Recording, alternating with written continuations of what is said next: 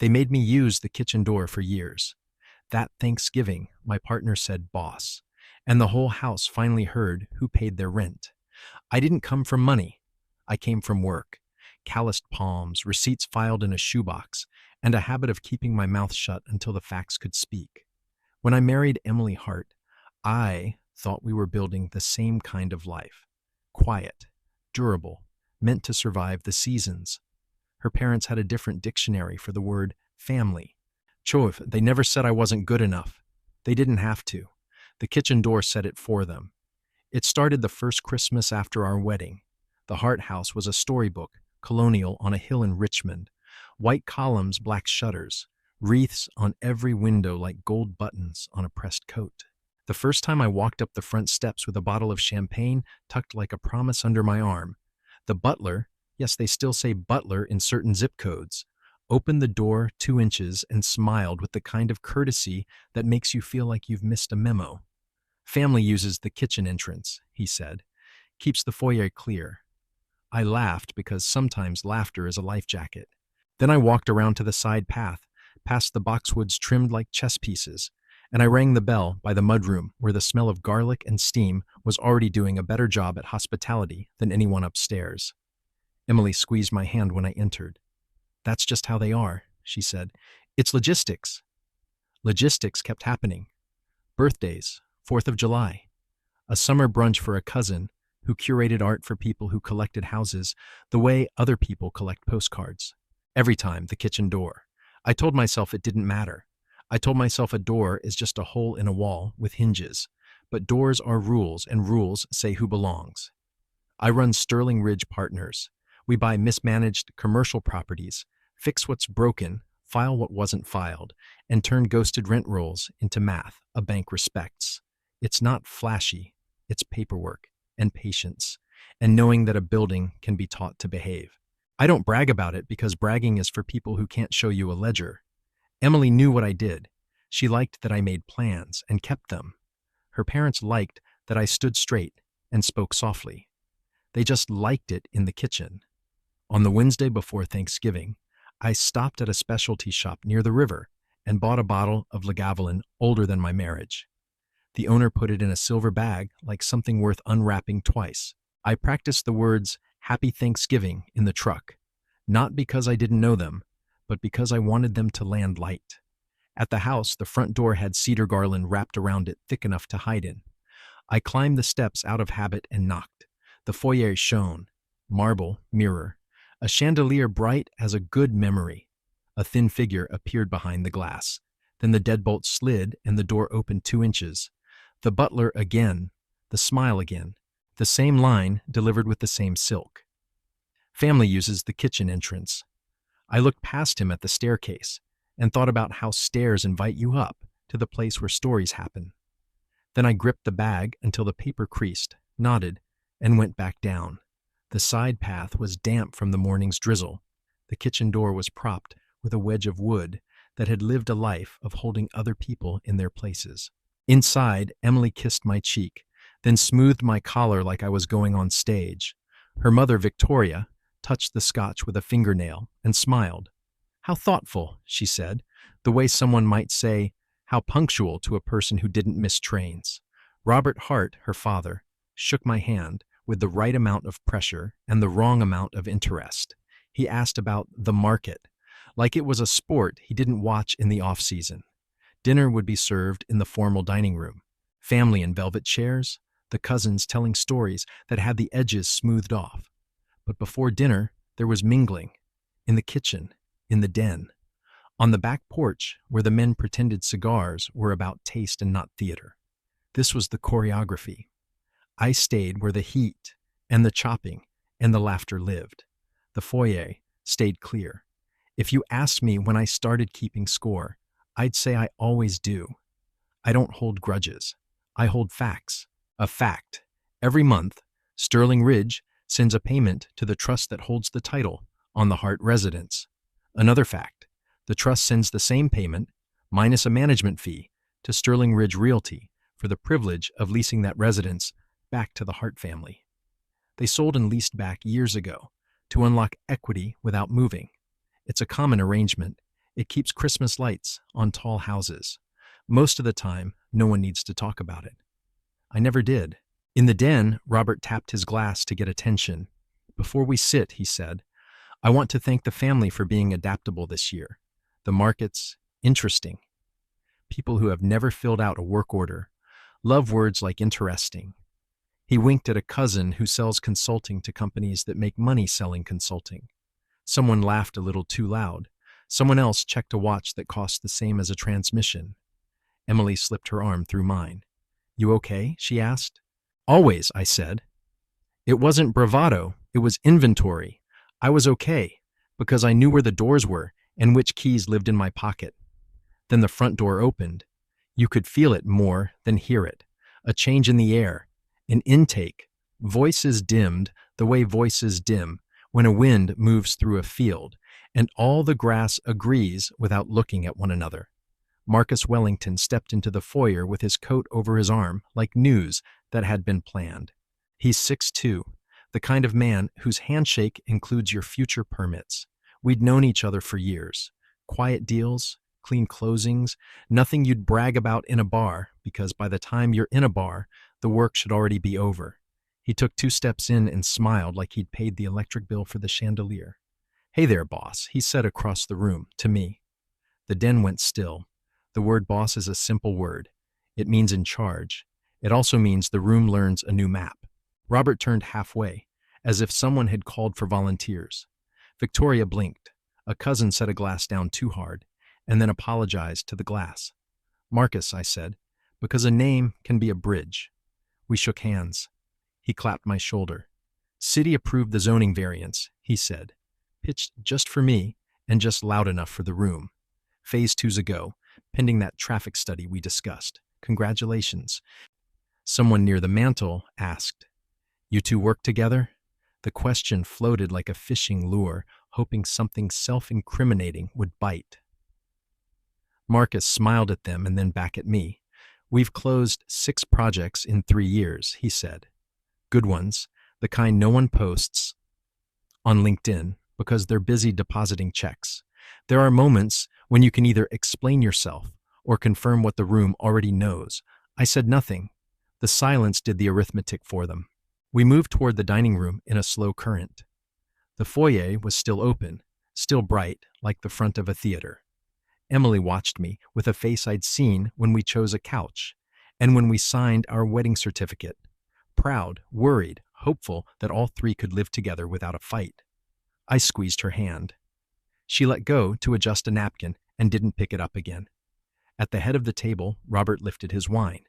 To family, he said, and to friends who make family stronger. He looked at Marcus, then at me, then at a place on the wall where a portrait of someone stern stared back. We drank. Between salad and turkey, questions turned into curiosity, turned into something that sounded like respect, but wore a new suit. Sterling Ridge? I've heard of that, a cousin said, as if the name had just invented itself. Is that multifamily?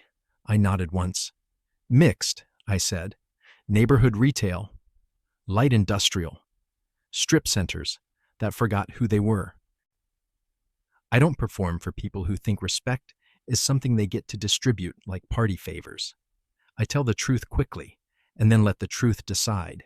When the pumpkin pie hit the table and conversations loosened, a line of talk found its way to me. How big? How many? Is this local or done more? Numbers can be weapons or shields. I use them like a fence, enough to define the property, not enough to invite trespass. We own or manage 43 properties in 3 states, I said, and then I asked an uncle about his antique boat so the room could breathe. When we rose, everyone turned naturally toward the front hall for coffee in the music room. The migration paused at the threshold, as if the house itself had remembered something. I didn't pause. I walked through the arch and into the foyer. The chandelier sang its little crystal song when the heat kicked on. The front door waited, not a barrier now, but a fact. Robert's voice found me. Mason, he said, not loud, not soft. A word? He stood by the small table where keys and mail make their home. His smile was careful. I think there's been some confusion. He gestured vaguely to the air where Marcuse's greeting still glowed. We're all family here. No need for theatrics. No theatrics, I said. Just paperwork. He frowned. Paperwork? I reached into my inner jacket pocket and pulled out a plain white envelope. Inside were the documents every landlord knows by first name. Lease, addenda, receipts. I didn't hand them to him. I laid them on the table, straightened the corners with 2 fingers, and tapped once like a gavel. By the way, I said, the rent check is due on the 1st of the month. Silence is an honest reporter. It quoted the room accurately. Emily's breath caught. Victoria opened her mouth and then closed it, a door reconsidering itself. Robert's eyes flicked from the letterhead to my face and back. I beg your pardon, he said, a phrase used by people who don't beg. You sold to a trust 8 years ago, I said. Leaseback arrangement. Sterling Ridge Realty is property manager of record. We've kept the place in good order. You know this. You signed the renewals. He did. Of course he did. But there's a difference between a signature in June and a fax standing in your foyer in November. The cousins whispered like dry leaves. Marcus leaned against the banister, not gloating, just present, the way a witness is present when the truth needs a friend. Emily touched my sleeve. Why now? She whispered. It wasn't accusation. It was inventory. I looked at her and let her see that I was tired of being a hallway. Because doors mean something, I said. And because I'm done being let in through the kitchen. I didn't slam anything. I didn't raise my voice. I put the envelope back in my pocket, nodded to Marcus, and walked out through the front door into a night that smelled like wood smoke and cold. On the porch, I could still hear the chandelier chiming to itself. The backlash started the next week. You don't spend decades arranging the world to your liking and then accept a new arrangement without a protest. First came the anonymous emails to the city, claims about code violations, photographs of dangerous conditions that turned out to be stock images pulled from a forum. Then a cluster of 1-star reviews appeared for Sterling Ridge on platforms that don't require proof that you've ever set foot in one of our buildings. A tip landed in an insurance adjuster's inbox alleging fraud. The housing board got a complaint about predatory practices. None of it stuck. It wasn't meant to. It was meant to keep me in the kitchen. I didn't swing back. I documented. My operations lead, Tasha, color-coded the timeline. We pulled inspection logs, vendor invoices, time-stamped photos, and tenant satisfaction surveys that read like Christmas cards. I hired a private investigator I trust because he has the soul of a librarian and the patience of a crow. Within 10 days, he traced the review cluster to a marketing assistant at a boutique PR firm whose principal donor of record was a shell company fully owned by, wait for it, Robert Hart's development outfit. When you have the truth, the trick is not to shout, it's to aim. I paid for a full-page advertorial in the Sunday paper, the kind everyone in our lane reads, because they like to see their names spelled right. We laid out the facts, the pattern of defamation, the links between the accounts, the documentation that contradicted every smear. We didn't mention the Harts by name. We didn't have to. We told a story about integrity and process, and the boring excellence of doing things right. Boredom can be a blade. By Monday, 3 lenders called to check in with Robert. By Tuesday, a civic group quietly postponed a vote on his pet project, pending further review. By Wednesday, I got an email from Victoria asking if we could have dinner to clear the air. There's a kind of apology that wears heels and has perfect posture. I accepted the invitation because a closed door is still a door, and sometimes you open it just to show you can. The restaurant sat in an old tobacco warehouse by the canal, all brick and soft lighting and menus that think a good font can settle your nerves. Victoria arrived first in a winter white coat that made the room look underdressed. Robert came in 5 minutes later, phone in hand, the performance of a busy man trailing him like cologne. Emily was there already, a glass of water sweating onto a cocktail napkin she'd folded into a ship and then flattened again. "Thank you for coming," Victoria said, as if I'd done something gallant. Robert didn't sit until I did. a courtesy that felt like a reminder. We ordered. Everyone picked something clean that wouldn't get on your clothes. When the plates were safely far away, Robert leaned forward, fingers laced. "There's been a misunderstanding," he began. "People who have never apologized love that word. Your piece in the paper." "It was a case study," I said. "Documented facts. Has caused ripple effects," he continued as if I'd spoken for him. "We're dealing with unfair scrutiny on a project that will benefit the city. I think, for the sake of the broader community, we should find a way to de-escalate." He smiled the way a man smiles before he tries to sell you back your own watch. Victoria softened her voice until it could pass through a keyhole. "We all want peace, Mason." She touched Emily's wrist like a stage direction. "Family is complicated, but it doesn't have to be combative." I let the quiet arrange the table for a beat. "What do you want?" I asked. Because the shortest route to daylight is a straight line. Robert exhaled like he'd been waiting for me to open the door. "A statement," he said, "from you, clarifying that Sterling Ridge has no concerns about our reputation or our conduct, and perhaps we could collaborate on the waterfront mixed use. Your zoning success speaks well of you. We could use that steadiness." There it was, the pitch dressed up as reconciliation. My lawyer once told me the oldest trick in the book is to set the stage as us versus a problem, when the person across from you is the problem. I looked at Emily. She watched me like a firefighter watches a door for signs of flame behind it. "I'm not interested," I said. Robert blinked. "Not interested?" "In being your fig leaf," I said, calm enough to put the plates at ease. "Not interested in papering over a smear campaign your office paid for. Not interested in lending you the credibility you tried to take from me."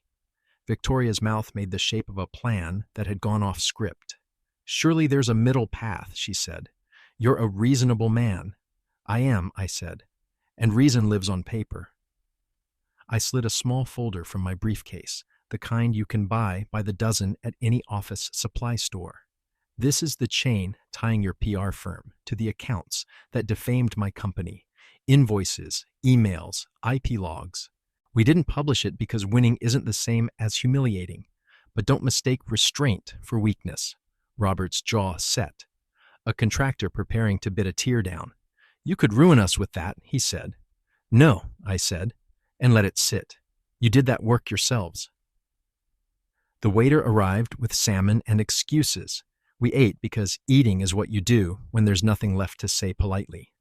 Emily didn't touch her food. After the plates retreated, she turned to me. "Is there any way back?" she asked, voice barely above the hum of the room. "Not to the house, to us."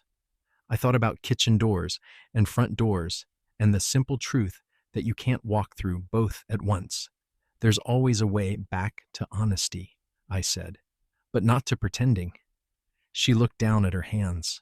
When she looked up, there was a kind of resignation in her eyes that loved me enough not to ask me to be smaller.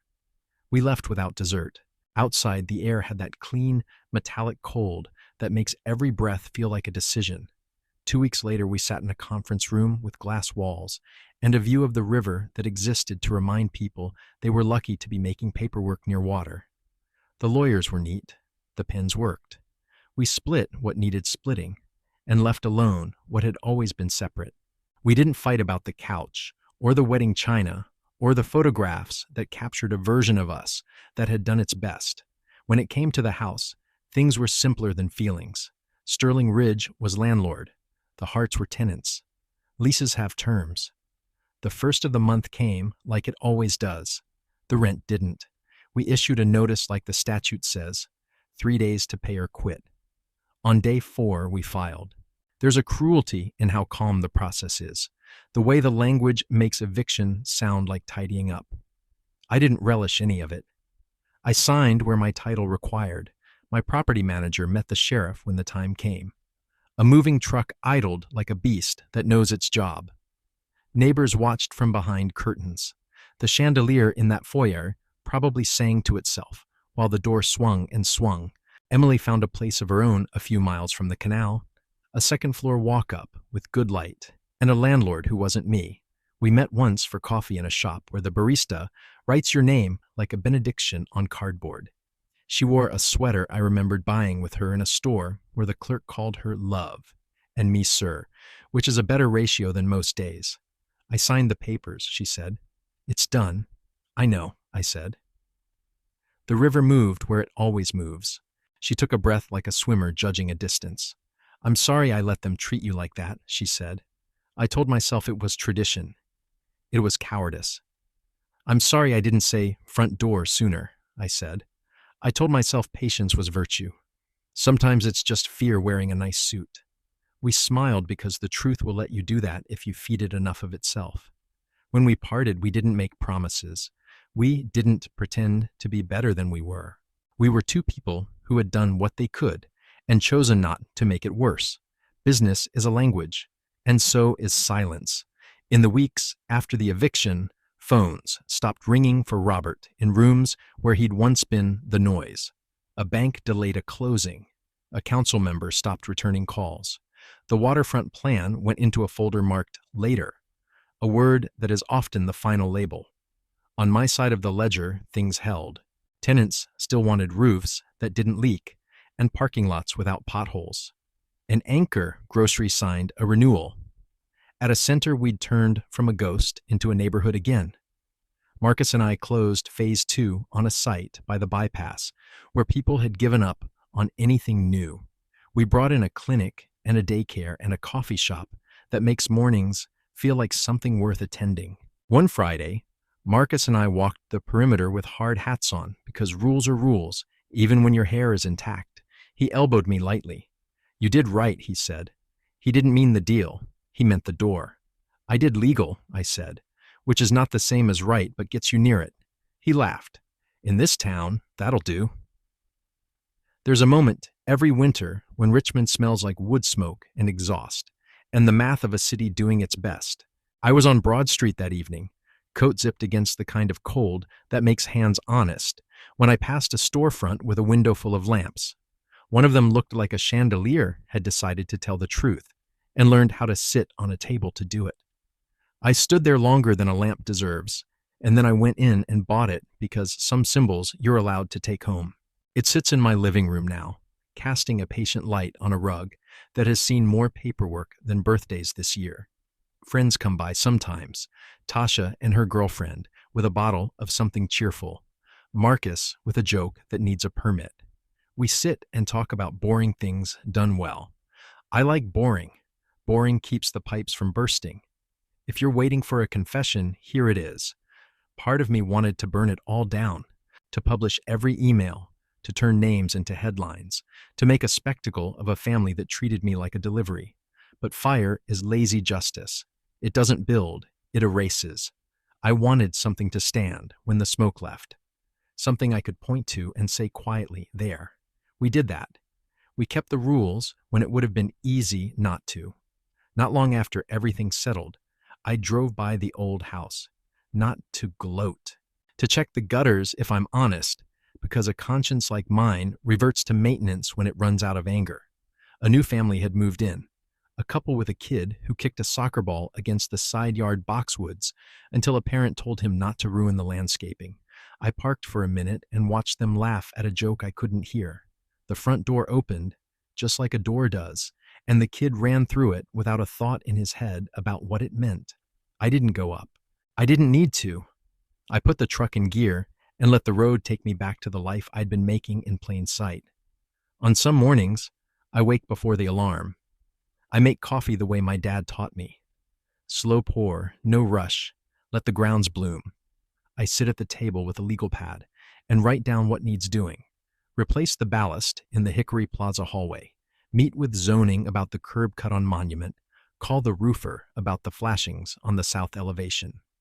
Lists make days readable. On the top line lately, in capital letters, I write 2 words I should have written sooner. Front door, it's not a threat. It's a reminder. Use the door that tells the truth about where you belong. Don't argue with people who need you small to feel large. Keep records. Keep faith with yourself. And when the time comes, don't make a speech. Make a move. I still drive past the canal, sometimes at dusk, when the water holds the last light like a secret it intends to keep. I park and walk the cobblestones because it's good to feel a city under your shoes. I think about the men and women who built these warehouses brick by brick, and about the ones who turn them into restaurants with menus that think fonts can fix us. Everyone wants a door to open. The trick is choosing the right one. A few weeks ago, I got a text from an unknown number. "I heard your fare," it said.